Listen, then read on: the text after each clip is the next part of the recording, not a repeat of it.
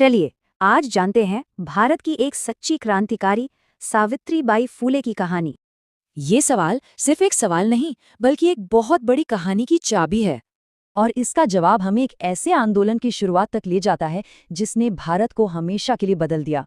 1831 में एक दलित परिवार में जन्मी सावित्रीबाई की शादी सिर्फ 9 साल की उम्र में हो गई थी।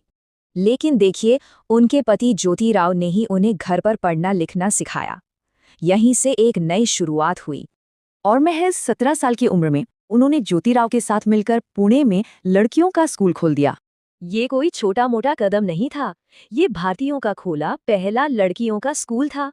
सोचिए, उस जमाने में उनके इस काम को कितना क्रांतिकारी माना गया होगा। समाज के लिए ये धर्म के खिलाफ था। विरोध इतना बढ़ गया कि लोग उन पर पत्थर और कीचड़ फेंकते थे। वो रोज स्कूल जाते हुए ये सब सहती थीं। पर वो रुकी नहीं। उनका मानना था कि असली आज़ादी सिर्फ शिक्षा से ही मिल सकती है। और उनकी लड़ाई सिर्फ स्कूल खोलने तक ही नहीं रुकी, उन्होंने समाज में फैली कई बुराइयों से भी टक्कर ली। पति ज्योतिराव के साथ मिलकर उन्होंने सत्यशोधक समाज बनाया, यानी सच की खोज करने वालों का समाज।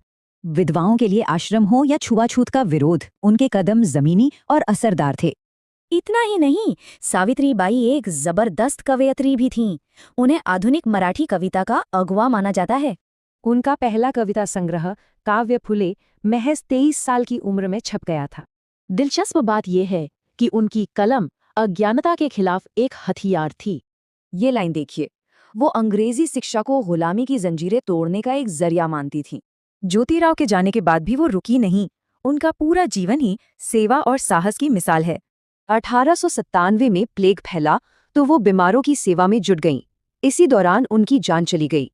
तो भारत की पहली महिला टीचर, एक फेमिनिस्ट आइकन, एक निडर समाज सुधारक, वो सब कुछ थीं। उन्होंने जो मशाल